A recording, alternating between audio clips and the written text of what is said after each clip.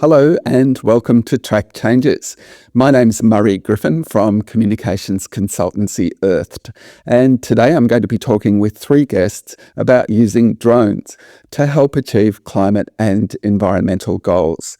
My three guests use drones in lots of different ways. For example, they use them to plant trees and to monitor vegetation regrowth. They use them to drop baits to get rid of invasive rats that are causing damage to native species on remote islands. They use them to monitor water quality and to check for levels of air pollutants. They also use them to check that companies are doing the right thing. And they use them to search for places where toxic waste has been illegally buried. We'll also hear how drones can empower communities to take action for themselves to protect their local environment, helping in turn to nurture cultural traditions. My three guests are James Schultz, Cam Baker, and Joss Crawford. James Schultz is the co-founder and chief executive of GreenCollar, which is the largest provider of nature-based carbon abatement in Australia. GreenCollar works with farmers, graziers, traditional owners and other land managers on nature-based projects that improve agricultural productivity while also better caring for the environment and delivering social and economic benefits. I've long been a fan of the work that GreenCollar does, including its more recent innovative work on reef credits, which provide a financial incentive to landowners to keep nitrogen and sediment out of waterways in Great Barrier Reef catchments. And I'm also a fan of its work on the development of a new Nature Plus biodiversity credit scheme based on the rigorous Accounting for Nature framework. Cam Baker is the co-founder and chief executive of EnvicoTech, an Auckland-based drone company that operates globally. EnvicoTech's first project involved aerial baiting for rats in the Galapagos to protect threatened seabirds. And EnvicoTech's work in the Galapagos is the reason why Cam is the only one of today's guests who counts Leonardo DiCaprio as one of his fans. EnvicoTech has done similar projects elsewhere and has also used its drones to plant trees and to monitor for possums, which are an invasive species in New Zealand. Joss Crawford trained as an engineer and is now Executive Director of Operations with EPA Victoria. Joss explains how drones are being used by the EPA to monitor compliance and identify illegal behaviour. Joss also talks about the efficiencies of using drones to do work that previously required boots on the ground for extended periods. I'll be chatting to James and Cam first and then to Joss. But before we go to the chat, just a reminder to give Track Changes a review if you like it, to help spread the word. Track Changes is a labour of love at the moment, but if you're interested in supporting the podcast in some way, or if you've got any feedback, reach out to me at murray@earthed.au. Okay, now first up, let's hear what James and Cam have to say. Hello, James and Cam, and welcome to Track Changes. First up, I guess, could you each tell us a bit about your career so far, and then could you tell me what you're most proud of in your working life so far? So maybe, Cam, do you want to kick off? Yeah, sure. Where did my career start off? I guess from where I'm at now, the defining moment was working with drones. So I've been involved with drones now for about 15 odd years. Yep. So well before people could buy a camera type drone, I was flying them around, and I think I guess my career started from there in terms of drones, and then I built that passion into a business 6 years ago when I started Envico Technologies.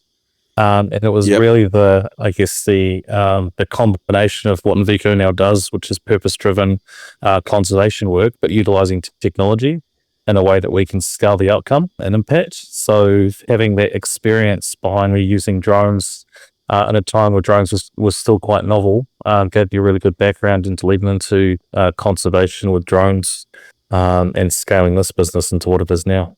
Yep. and building that business up? Has that been the highlight of your working life so far?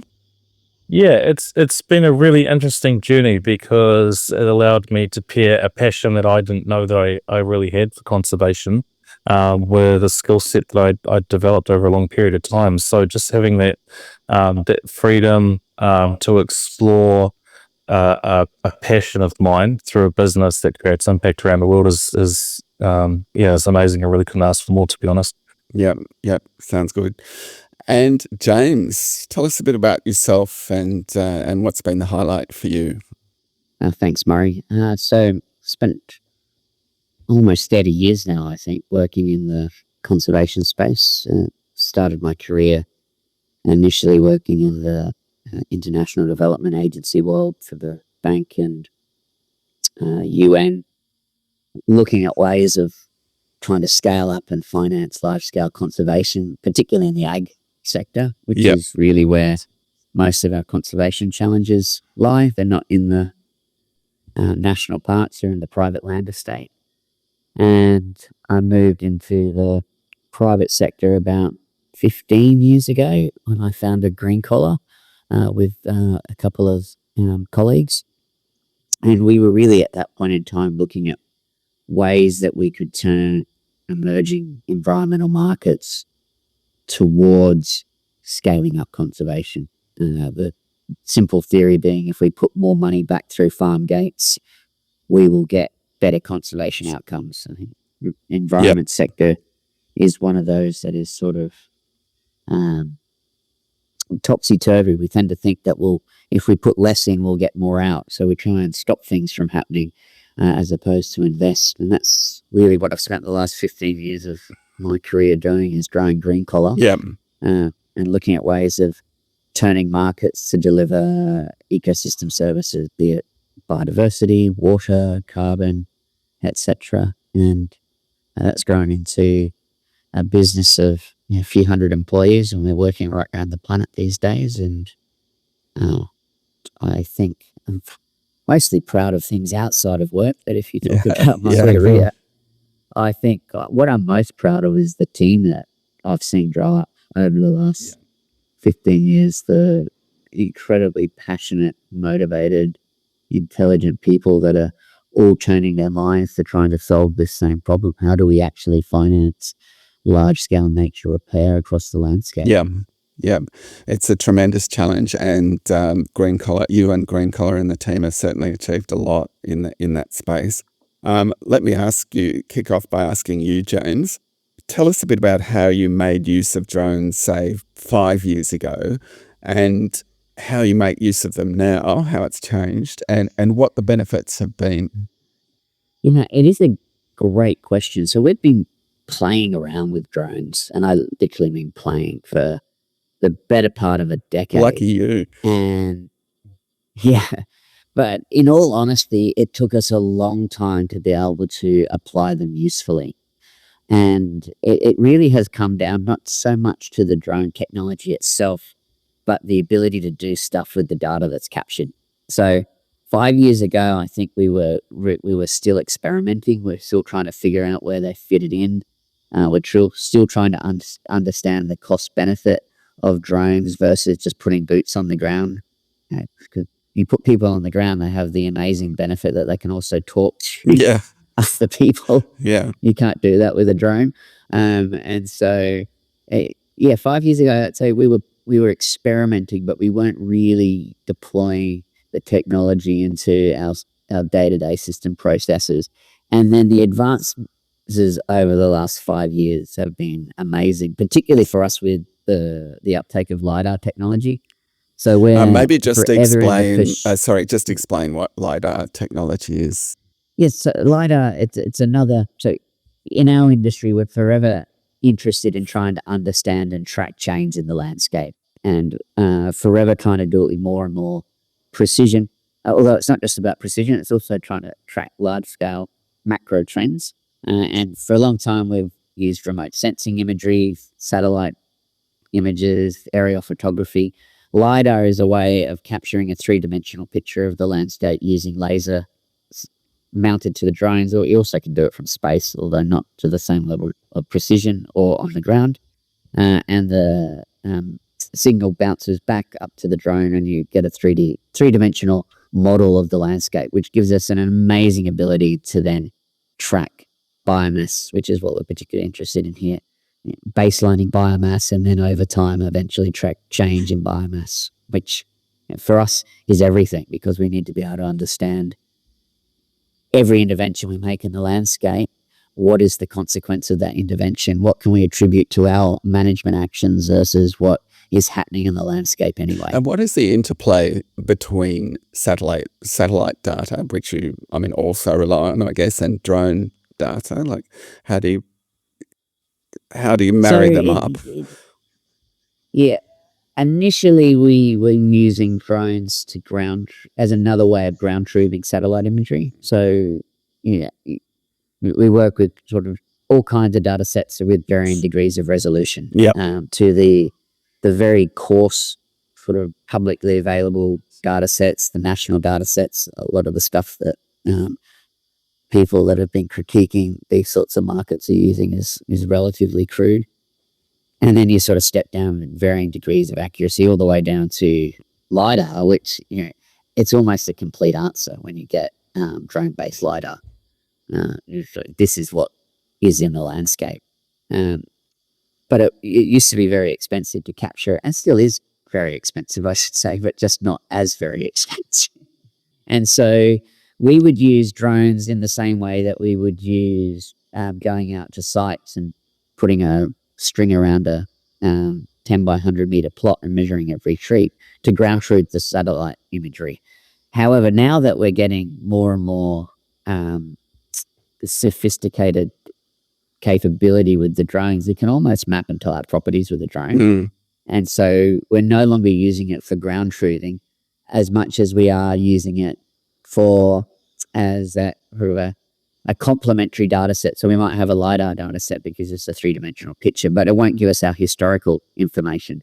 So then we try and backcast using the remote sensing imagery available to say, okay, if we understand the landscape looked like this today, what did it look like 5 years ago, 10 years ago? What has it looked like over the course of the last couple of years? Also with drone surveying, we can't do it as regularly as we can access satellite imagery. So we can get relatively low resolution satellite data theoretically almost on a daily basis. Yeah. As opposed to we need to go out, maybe we survey once every 1 year, 2 years, 3 years, depending on what we're doing. Okay. So it's a way, pairing those data sets together is the way that then we get a fuller picture of what is happening in the landscape over time. Bearing in mind that we never really completely know, because it's always changing, and landscapes are complicated systems, right? Yes. So that it's not a straightforward exercise to model change. And I guess I was asking you about drone use, say 5 years ago. It's obviously changed very much. How much do you expect it to change over the next few years, and what will be the triggers for that change? Or is it a sort of fully developed technological tool at this stage? No, it's certainly not. Look, I think what we would hope for is the cost to come down still, because at the moment, whilst we have now the capability, accessing it and utilizing it is still very expensive relative to other data sources available. And so I would hope that the costs will come down. Also, what I anticipate is ease of use, and that also no doubt comes with the advance in AI technology. Yeah. Always for us, it's being able to, the data collection is only one part of the puzzle. It's the interpretation that really unlocks the power of the technology. So the quicker that you can go from collected data to I'm now sitting in front of something that makes sense, that I can start making decisions about, I can start reporting on. And so that's what held us back 5 years ago, right? The machines were there that could fly around the paddock, but could they collect the data? Could we then interpret that data in an efficient and neat and a cost-effective way to then be able to meaningfully input into our reporting and decision-making processes? And I expect that to just fly ahead over the the next 5 years. Yep. I mean, we didn't expect to be deploying the technology that we are today, even a couple of years ago.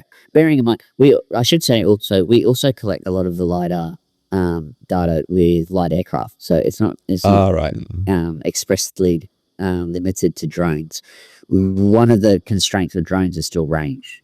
And so depending on what sort of drones you're using. And so that's another area that we would hope to see advance a lot in the next few years, is increase in range, which makes it much easier then to get out on ground and get a meaningful survey done. All right. Well, thanks for that. Cam, a question for you now, I guess. One area where you've been making use of drones is for aerial baiting, including on some Pacific islands that host a threatened bird species. Could you tell us a bit about that project and how you made use of drones for that work?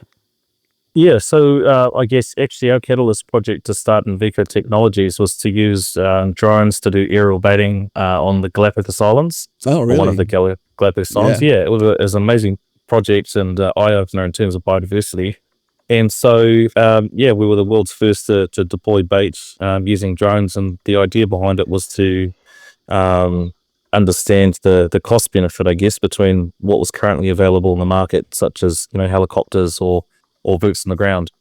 So that was a good eye opener for ourselves as a service provider, or a fledgling service provider, and then and also for conservation groups around the world. So since then, we've delivered the same service on just under 30 islands around the world. Really?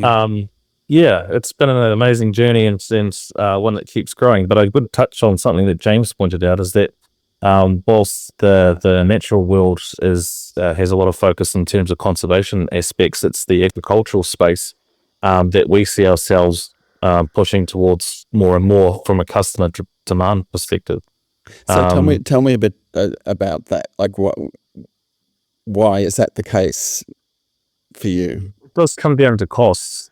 So the reason why we get utilised as a service on remote islands and protecting native species is because it's more cost effective for us to take a drone on a plane as check-in luggage, and deploy that in aerial bait than it is to bring in a helicopter or to maintain a team of 30 or something like that to come through and do the same job. So applying that to large landscape scale agricultural projects using the same methodology of deploying bait is, you can have a drone that works day and night. You deploying bait on crops. You can have them digitally linked to devices to tell you whether there's an infestation of rats or not, and so you can get more precise on where you're dropping bait. So it comes down to say the amount of product that gets used, how people are handling product, and whether it causes any disease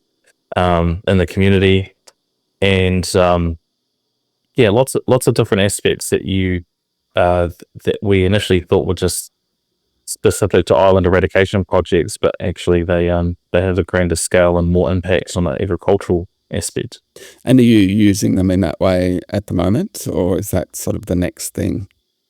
I think that's going to be the next thing, that would be a consistent use of drones, whereas, conservation projects at the moment are philanthropic mainly or government funded. So they need to be high on somebody's agenda before they get approved to go ahead, whereas, crops feed the population, and it's an ongoing process that people will continually fund. Yep. Okay. And one other thing that you've been using drones for is thermal imaging of invasive species, invasive animals, which involves, I think, some AI integration as well. So could you tell us a bit about that work? Yeah, absolutely. So when we first started and we did aerial baiting, we thought to ourselves, great, let's pack our bags, job done. But everybody else continued doing the conservation work, and the outcome wasn't just to kill things, it was to monitor what was there, to know what to get rid of, and also know what to put back and whether they're doing well or not. So we developed a thermal model that we flew on drones to detect possums here in New Zealand. Being a Yes. pest here in New Zealand, not in I Australia. know. We're sorry about that, Cam. We're really sorry. That's all right. Yeah. So here in New Zealand, it's kind of like a buffet for them. So we thought if we could identify the thermal footprint of a possum, then we could allocate the resources required to remove them from those specific areas. And there's two reasons for that. One's a conservation effort, and one is they also spread tuberculosis here in New Zealand. So monitoring those or coming up with a different monitoring methods that allowed scale is why we use the thermal. And it was something that we could put into people's hands immediately without them needing to take on too much of a capital burden to go out and really survey areas. So we're talking about initially our prototype scale was 100 hectares a night, and it was only quite small. And then we pushed it out to 1,000 hectares in a week, and then the intent was to go out to as big as 50,000 hectares in a week, but using different types of drones. So the drone just being the vehicle to carry the platform, and like James mentioned, you could use a plane to do the same thing as well. So it was really the software behind it was the important part. The drone being the vehicle to fly, and the camera being the device to pick up the data. It was the software that interpreted it, that made it useful. Yep. And gives you a bit of an edge over those possums. James, talk us through how GreenCollar is using drones for planting, monitoring, and compliance in your project work. Yeah, so interesting. Actually, it's interesting what Cam was just talking about then too, because we have been playing for a while with the idea of being able to use drones to track feral animal grazing pressure. Because, grazing pressure is a big factor in all of our properties, right, that we're working on. So trying to manage the timing and extent of grazing. And so domestic livestock, relatively straightforward, but feral goat grazing pressure and kangaroo grazing pressure is less so, and trying to understand what the total grazing pressure is quite important. And so when we first looked at this, we weren't actually able to usefully distinguish between goats and sheep. Yep. But it is an area that so maybe we should chat, Cam, because it's an area where we would definitely sounds certainly like to move ahead. Yeah. But otherwise, so we're not doing any drone work ourselves for planting, although we're working with a company that is using the technology for plantings, and it's definitely an attractive idea where it can reduce costs, particularly in more difficult landscapes to work in, like slope-affected areas, etc., where restoration costs can really become cost prohibitive from the point of view of doing things at scale. So we could do a beautiful few hectares of bush regen, but when we need to do 100,000 hectares, it's a very different proposition. And if we want to be able to turn markets to drive that sort of regeneration, there still needs to be a closing of the gap between what we're prepared to pay for that work and what it costs to actually do it. So that's a really interesting piece. And then as far as reporting and compliance, it's much what I was describing before. It's an input to the data, the increasingly complicated data sets that we need to assemble to track change over time, baselining forests and then ongoing monitoring. And so really the most effective way that we're finding to do that is with the use of LiDAR. Yeah. And picking up again on that point about invasive species that both you and Cam were talking about. I mean, separating the sheep from the goats. Maybe with the use of Cam's drones, you'll be able to do that. But then, what do you do? Does that allow you to design strategies that actually minimize the grazing pressure?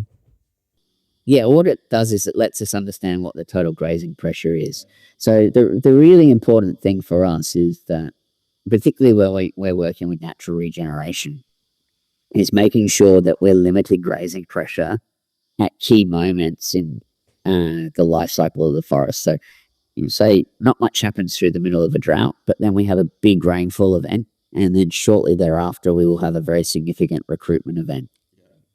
And what we want to ensure is that we are managing and keeping grazing pressure as low as we possibly can during those recruitment events, because that's when you're most likely to have the most significant impact on whether or not that recruitment event is going to be successful or not. It's not only that, I mean, just overgrazing landscapes eventually sets in a cascade of degradation that will eventually lead to first your grass loss, then eventually your shrub and tree loss. See, it's sort of the classic chain of degradation. So we want to know what grazing pressure is at any point in time. It is the principal driver of degradation in most of Australian landscapes is grazing pressure. Right. Yeah. And so we can't necessarily quickly remove all the feral goats, but we can know, okay, well, there's a lot of feral goats there, so we need to manage the domestic livestock pressure at the moment, and we need to take measures to become more aggressive with harvesting or other, maybe it's putting in new fencing infrastructure, maybe it's trapping, whatever it is, to limit that grazing. The goats or whatever. Yeah.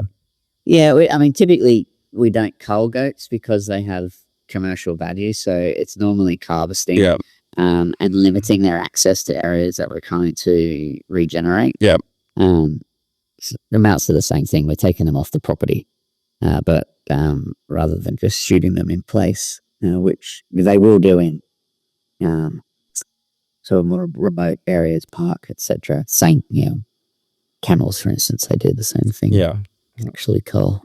Okay. Maybe a question for both of you. Are drones being underutilized at the moment? I mean, you've put a lot of thought. Well, Cam, your business is drones, but and James, you use them a lot. But do you think that there's a lot of potential uses out there for drone technology which is being underutilized? I can certainly say it's the point that Cam made before about the software. I think, yes, we're underutilizing the technology largely because the tools are not as, we're not at sort of Microsoft Office level, right? Yeah. Yet, which is where ultimately for something to be really to have wide uptake, the tools to use them need to be really simple and easy to use so that any desktop operator can sit down and use them rather than a specialist. And that's not there yet. Yep. And so until that is there, it does remain pretty specialized. And for instance, you also need to, once we're flying a certain altitude and a certain distance, you also need to be able to go out and get a drone pilot's license. Yeah. So there are other barriers to use, which is sensible. Yeah, very.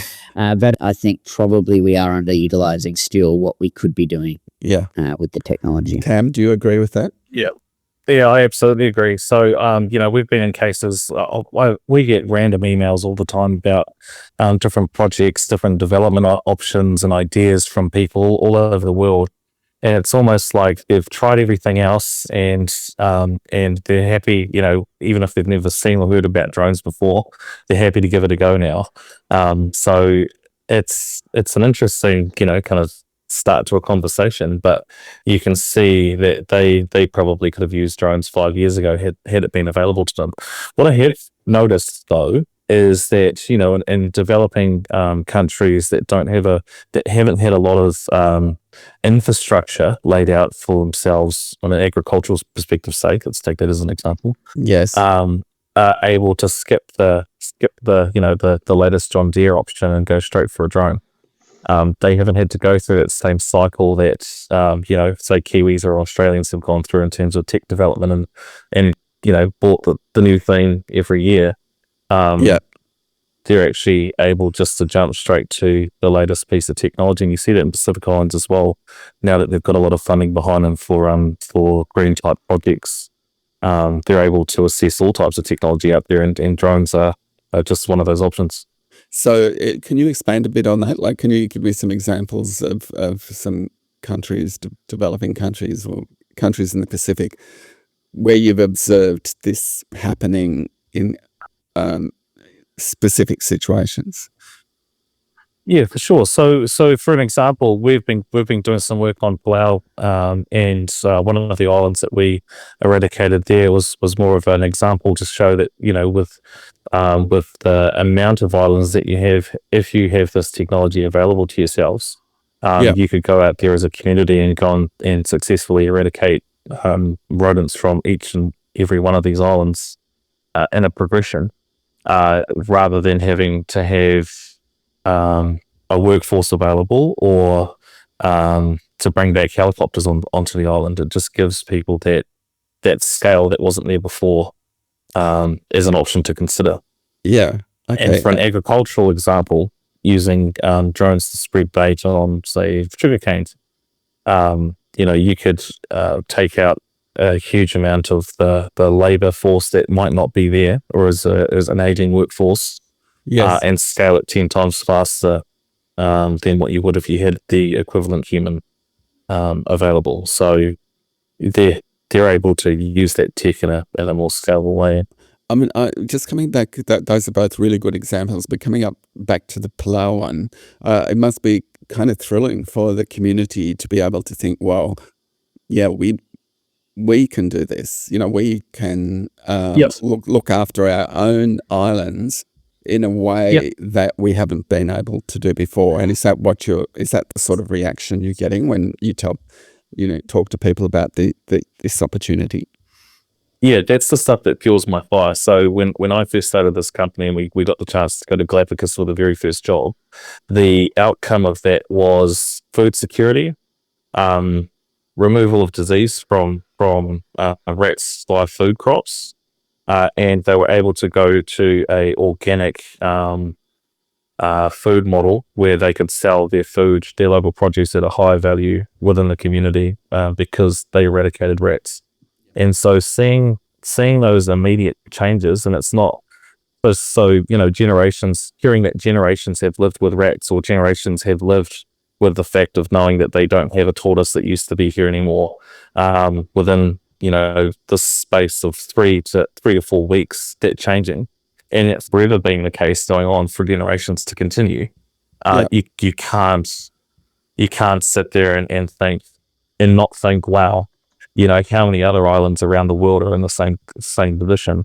And you could talk to any community that are in the same boat. And if we can offer that technology, which is what we do now, we're developing that technology for communities to take it on.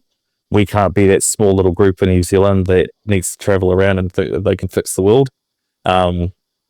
This technology needs to go out to people at scale, and we need to teach them how to use it so that they can take control. It's basically the reset button is what I've seen, a reset button that they've never had, and it's giving them immediate benefits. So specifically in the islands, you've got islands that don't have rats on them compared to ones that do. So if you don't have rats on a Pacific island, the fish are 50% bigger.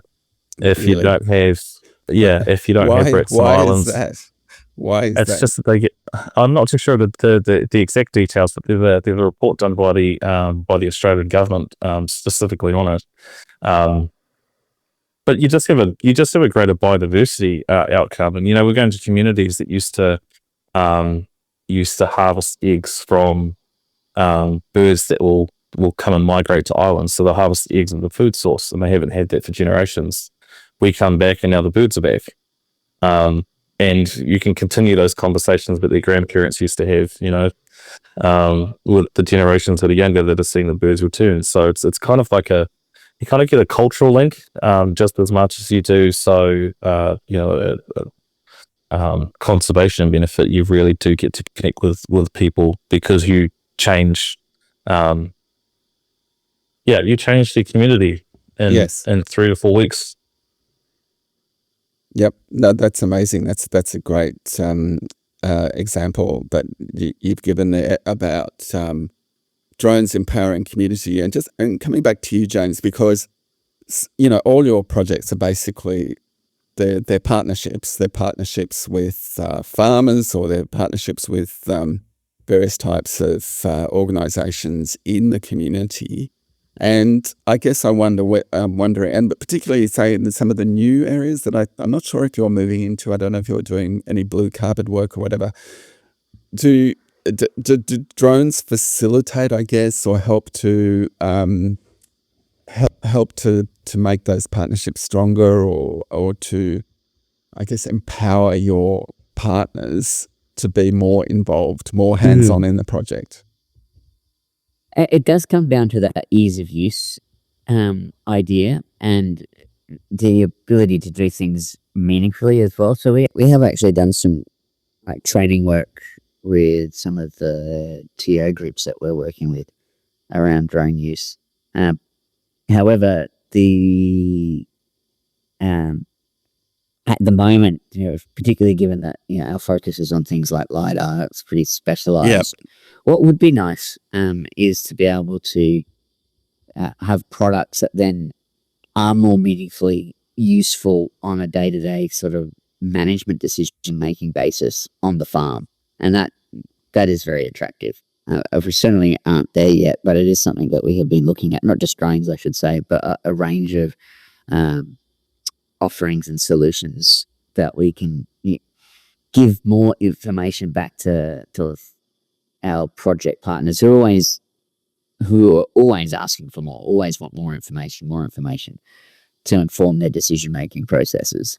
So I definitely think it's an opportunity. It's unfortunately not something that we're there at yet, and it does come back to this easy, taking the product, and making it something that's easy to hand over. Well, I guess then if you're using the drones on a property, for example, and that drone can then be available, I guess, for other farm productivity uses. Is that what you're getting at there?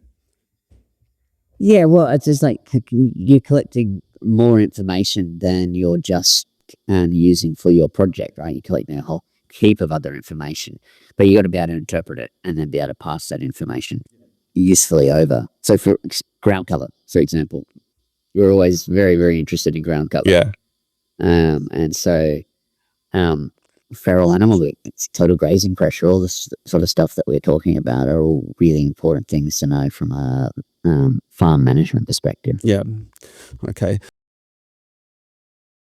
All right, we're coming up towards the end, but I did want to just quickly ask you two more questions. Firstly, because you must see a lot of cool uses of drones. You can include your own work in this, but what are the most amazing, impressive uses of drone technology that you've seen in the climate and environmental area? James, did you want to take that one first? It really is what I've been talking about the whole call is like once we are able to get useful LiDAR technology, we have a complete answer to what the landscape looks like, which is amazing from where we were a few years ago. The next step is being able to do those repeat measures, but we can only do that with time. So we need a few years to pass before we'll be able to come back and do repeat surveying. But it is incredible when you can literally fly through, you do a virtual fly through of the forest. It's quite mind-blowing. And under canopy, under canopy. Exactly. Yeah. And Cam, did you want to add anything there? Yeah, I'd say, I know that planting is only a part and parcel of what the possibility is of solving climate change in the big scheme of things. But seeing drones plant at scale has been one of the most impressive things that I've seen happen, and have some really good support behind it. We've been running our own program now for 4 years here in New Zealand for the government, and just knowing that it can be done within restricted budgets. To go out and plant if there was enough agreement between landowners to meet climate commitments that countries have made. So just knowing that technology's there and it's possible is something that I've really liked seeing. Yep. Okay, thanks for that. Just one last question for each of you, and it's not about drones. It's a more general thing. Could you each tell me one fact that you wish more people knew or would keep in mind as we work towards a cleaner, greener future? Cam, do you want to kick off there? One fact, if I could share, if you had enough scale, and I'm talking hundreds of thousands of hectares, Yep. you could plant trees with drones and still make a profit if you were charging 20 cents a tree. Really? Yeah. Yeah. Yep. That's amazing. Okay, and James, over to you. Yeah, I think one thing I wish more people realize is that in the world that we work in, we're not doing this to solve the fossil fuel problem. Yeah, I think everything that we do is now through this lens of, oh, it's an offset. Somehow you're enabling oil and gas companies. And we've forgotten entirely the fact that we have this massive, large-scale conservation challenge that we're trying to finance. And that's why we're using environmental markets, is to finance those large-scale conservation initiatives, which we cannot do it with public finance, and we can't do it with regulation. It's not going to happen. Absolutely. And it's just so lost from all the debate. So I wish more people understood why we're doing this. And if you got any ideas on how to get that message out there. Well, it's a long, hard slog, James. All right. Well, look, thanks so much to you both. I've really enjoyed the chat. So thank you. Thank you, Murray. Thanks, Murray. Can drones separate the sheep from the goats? It sounds like they can. There were some great comments there from James and Cam, and now there's more to come. Let's go now to my chat with Joss Crawford, Executive Director of Operations with EPA Victoria. Hello and welcome, Joss. Thanks for having me. First up, could you tell us a bit about your career so far? And then could you tell me what you're most proud of in your working life so far? Sure. So I started as an engineer in the oil and gas industry and moved over to the UK, and I had transitioned while I was over there into transport and into London Underground. It's where I got my first taste at regulation and risk management and duties-based framework. So I've worked both within Australia and abroad. Obviously, I've been in senior executive leadership roles now for some time, so both in petroleum, transport and building and construction. And I have a really deep understanding of duties-based legislation and the standards by which duty holders need to understand risk and manage risk. I commenced work at the EPA Victoria last September, so I've been spending the last 5 months learning about all things waste and pollution, which was new to me. So it's been really amazing to learn about another industry. And so, yes, sorry, and the second part to that? Yeah, something I'm really proud about. I've worked in state government now in Victoria for 20 plus years and predominantly in regulation. But one of the things I'm most proud of is the ability to be able to influence better safety and harm outcomes for the Victorian public. And a piece of work that I did was to develop a strategy for women and girls to influence public safety. So it was 2 years of research with 3 universities. It was co-designing solutions with women and girls. And I successfully got the strategy through Cabinet and secured funding to implement the strategy. So I'm pretty proud of that, to see it end to end. As you should be. That's a wonderful initiative. And actually send me through the link to whatever's public on that, and I'll drop it into the show notes. But yes, congratulations on that initiative. So you're fairly recent to the EPA. Are you fairly recent to drones and what they can do, or had you sort of had experience, with that technology before? Yeah, not directly. I used to regulate the transport industry, and they had started using drones to manage service delivery, as well as using it for asset management purposes. So I'd had a little bit of exposure just through that industry, but not having a team myself that was using drones. Yeah. Okay. Well, tell us about EPA Victoria. How is the agency using drones, and what benefits have you seen from their use? Yeah, so we're using drones now to measure stockpiles and spills, searching for buried waste, finding hotspots in landfills or stockpiles, checking landfills have been properly covered up at the end of the day. We do a lot of that because that obviously prevents odour. Taking water samples, so lowering the little bucket on a cable to get a water sample. We can survey a site now in 10 to 15 minutes, which used to take hours with people on foot. We're doing air quality sampling, so testing for the 4 common pollutants, and the results are live and recorded. And we can go really where it's quite hazardous for people. And we're doing in excess of 500 flights each year.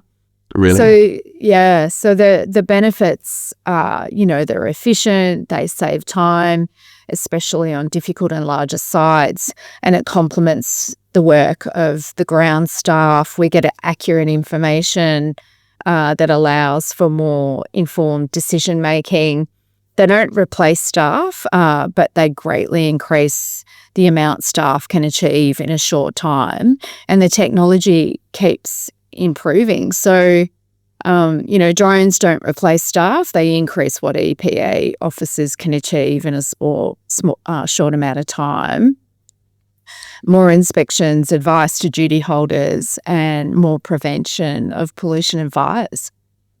So you mentioned a couple of things there. I do like the image of a drone sort of flying over a waterway and lowering a little bucket. And I didn't realise they were being used for air pollutant monitoring. We'll come back to that. But you did mention that they were being used for hotspots and to find waste that was buried underground.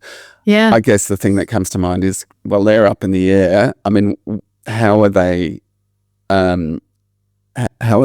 finding buried waste, and how are they identifying dangerous hotspots in landfills? Yeah, they've got thermal infrared imaging, so they can pick up the hotspot in the landfill or the fire site. And that's just some of the advanced technology that we have with drones now. And what about, though, say somebody's hidden a few drums of chemical waste in the ground, abandoned drums of waste? Yeah, absolutely. They've got ground penetrating radars, so they can detect soil disturbances up to about 60 metres down. So ideal for tyres, construction and demolition waste, that sort of thing. So, yeah, really effective in determining where the ground's being disturbed. How far down, did you say? 60 metres. My God. That's incredible. Yeah. Absolutely incredible. Yeah. So I imagine then that's a very big range of the environment that drone technology can be useful in monitoring, I guess. If you can go 60 metres down, and you can also check for pollutants in the air, that's all environmental mediums that there's a useful role for them there. Do you use them? Have you used them much in court cases, for example, to collect evidence for court cases? Yeah, absolutely. We have with cleanup of mixed waste. So we had a case out at Broderick Road, Lara, alleged illegal waste dumping at Lemon Springs in the northwest, a cleanup of a huge tyre stockpile at Namurka. We're using it as evidence all the time in prosecutions against duty holders. And I imagine other agencies, well, I know there's regular meetings of the heads of EPAs, Australia's EPAs. Are other jurisdictions doing the same thing? Are they finding that drones are increasingly useful in helping them fulfill their compliance responsibilities in a timely and cost-effective way? Yeah, I'm sure they are, Murray. I don't have the specifics of, since starting, I've had one interstate agency meeting where we were talking about other kind of pertinent issues. So I haven't had a conversation with them. I'm sure my team has. Sure. But I would say absolutely. I would have thought all of the agencies are now using this technology just because of the advances in the technology and how helpful and efficient they are. And what does the future hold? I mean, this drone technology has only been used, I think, by environmental agencies for a few years. Yeah. Do you see potential to expand the use of drones for compliance and monitoring? And if so, in what sorts of ways?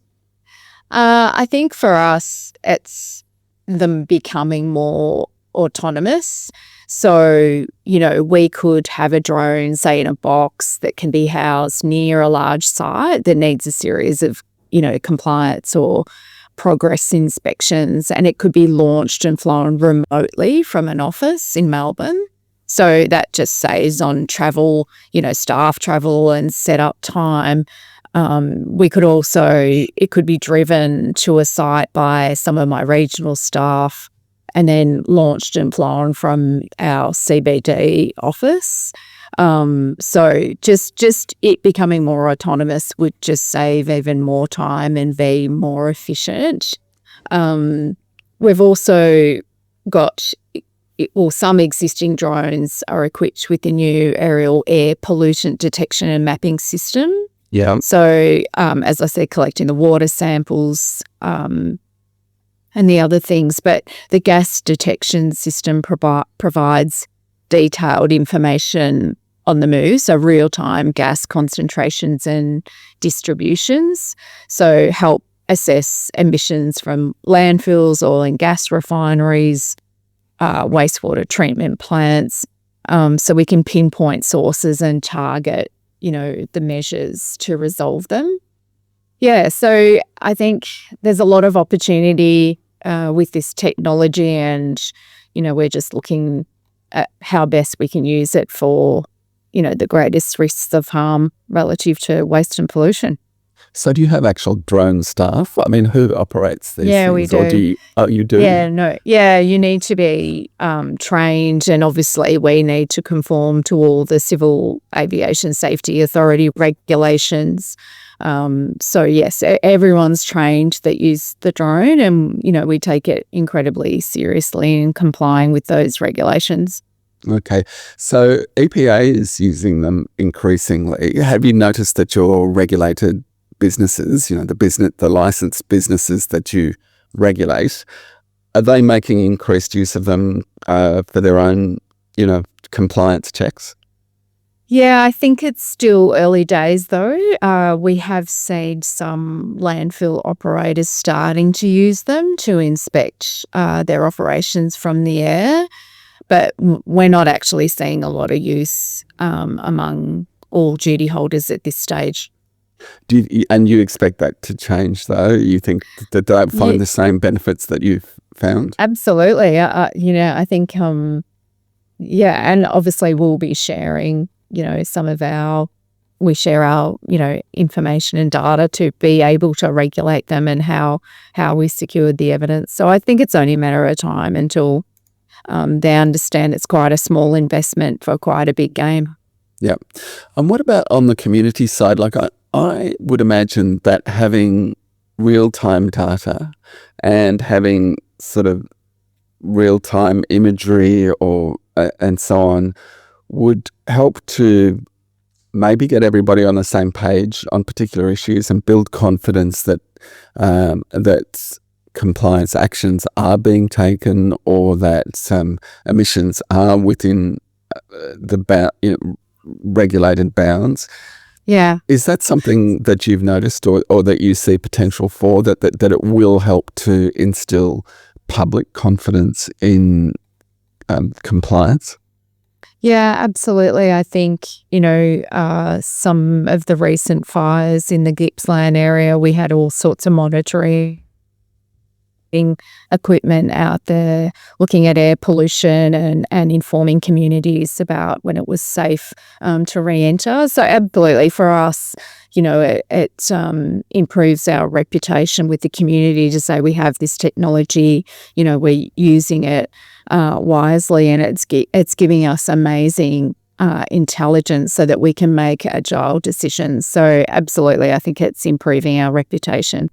And can I ask you, because EPA has been using drones for some time now, can you give me a couple of examples where they've, I guess, uncovered things or provided data that in a way was unexpected, like that have provided real world data that perhaps was different from what you'd expected to find? Oh, I think it's just, some of our duty holders, it's understanding the quantum of industrial waste at a site that would have been very difficult to get on foot.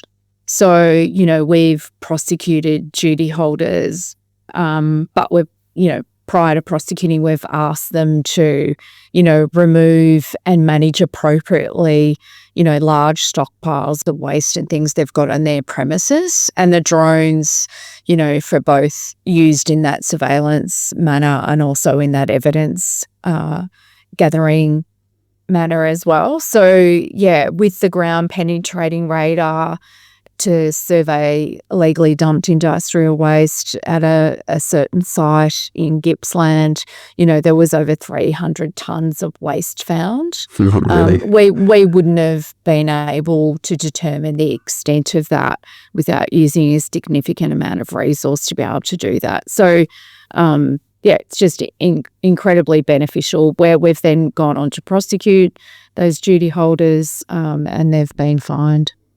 So 300 drums, like say, for example, if you'd had to do that, well, can you sort of... 3,000 tonnes of waste. 3,000 tonnes of buried waste. Yes. Yeah, So that was found by the... Yeah. That would be a massive undertaking on foot. I can't even imagine how you would do it. Lots of just sampling and so on, endless sampling. And even then you'd never be sure. But how long did it take with the drones? Like, was it still very time consuming? No, not at all. I mean, the drones can go up, and as long as we're complying with the 700 metres where the pilot can actually see the drone, I think I'd have to check with the team, but I'm assuming, they may have spent 2 days, mapping out the site and determining where the waste was and potentially moving to make sure they were within the regulations. But I wouldn't have thought it took too long at all. That's incredible. Now you've talked about landfills and buried waste, both very important aspects. Mm-hmm. You have mentioned monitoring for the common air pollutants, but what about things like stack emissions? And also, I think there's a greenhouse gas policy coming out from EPA Victoria this year. Both for stack emissions, including greenhouse gas emissions. What potential is there for drones, and is that sort of still an early days aspect of what the EPA is doing with them? Yeah, I think I'm not aware of us sending a drone for that purpose, but, we think the sniffer drones which is that aerial air pollutant detection and mapping system that I talked about as one of the opportunities moving forward. I think that's going to be incredible in picking up real-time, CO2 and gas concentrations and those things to be able to help us determine whether, those duty holders are meeting their license requirements. So I think that's something definitely we've got on the radar for the future. Sounds good. And let me ask you, Joss, have you had a chance to use a drone yourself? I haven't. No. Just recreationally. I went around Australia with my family, and we had a small drone that we would be taking, footage of our amazing country, but that's all. Fair enough. And just lastly, can I ask you, could you tell me one fact that you wish more people knew or would keep in mind as we work towards a cleaner, greener future? Doesn't have to be about drones, of course, but No. yeah, any one fact. Two related points. Yes. With our new policy, the general environmental duty in our Act applies to everyone in the state, and Yep. I'm not sure everyone really appreciates that. So we do a lot of education and awareness to inform people that it applies to everyone. And following that, so if you believe that the harm to the environment or human health from waste and pollution doesn't meet our standards, then you can take action yourself via third-party civil remedies. So the Act allows you to actually take action in the courts yourself, not just the regulator. And we've even had a successful case where a member of the public took a duty holder to court and was successful. Really? So yeah, so I think if people were aware of that, as you can appreciate, Murray, we have a massive scope across the state, Yes. and we have scarce resources, and we're never going to be able to catch everything. Even with drones, Joss. Even with drones. Even with drones. So yeah, if people, I think more awareness around they can actually take action themselves, not just the regulator, would be helpful. That's really interesting because, I did know about the general environmental duty, and it was very exciting to see it. And I think you mentioned, I think you've got a safety background as well, and I know that that's been in OHS legislation for some time.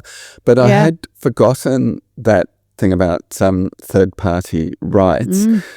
Can you tell me a bit about the case that the I third-party case? won't, because then I'd be naming the duty holder. I won't. Oh, fair enough.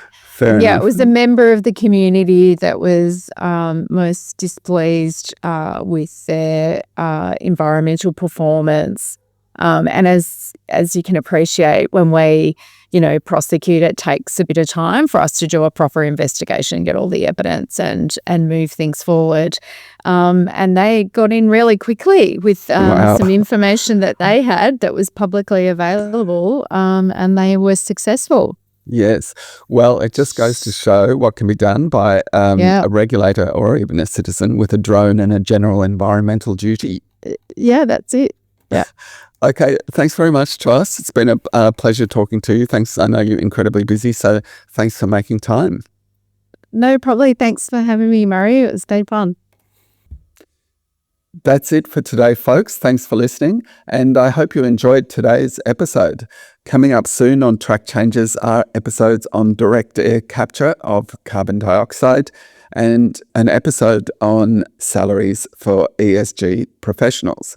If you're enjoying Track Changes, follow us on your favourite platform and give us a review to help spread the word. See you next time.